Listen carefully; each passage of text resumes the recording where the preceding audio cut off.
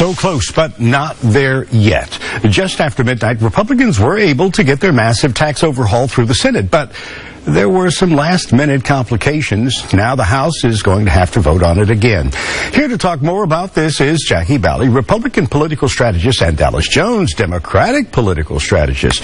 Good morning to you both. Thanks for being here. Good morning. Thanks for having us. Explain what's taking place. Why does the House have to vote on this again? Yeah, there needs to be a reconciliation between the two bills. There's a discrepancy. There's a slight difference between the two bills. The House should have resolved this the first time when they voted on it, and the Senate caught it, so that now has to go back for a revote.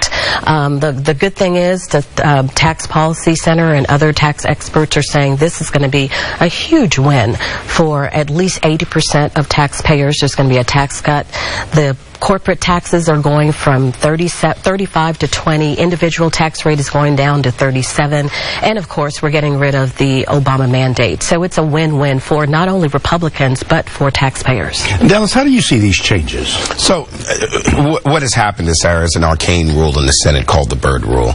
And what that does is says that these pieces of legislation through the reconciliation process have to either increase revenue or decrease spending. And so what they're going to do is strip out two provisions in the bill. One that will look at the use of college savings accounts for homeschool expenses, and the second that will look at the private endowment of universities in terms of the excise tax. And so what the House has to do, what the Senate has done is strip those provisions. The House has to approve those provisions in order to move the bill forward. And so it's a procedural rule that's named after former Senator Byrd that frankly, it just kind of slows down the process. But nevertheless, this is a tax cut for the wealthiest 1%, for corporations, and really it's a roll of the die for the American people. What the hope is that if we can reduce the tax burden on the rich, that it will create jobs and stimulate the economy for the middle class and below. Now, it is expected to pass, but what is this going to mean for Americans?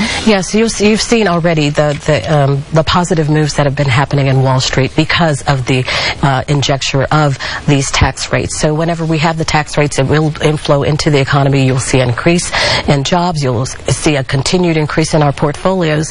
And experts are feeling that this is going to continue on into 2018. As we sat on this couch many times, this was something that was definitely needed, not only for the president, but for Republicans in Congress. It was mandatory that we do pass this, especially since we were not able to pass the Obamacare replacement. So this is something that not all of us are not only happy about, but it's something that is very much needed for the entire economy.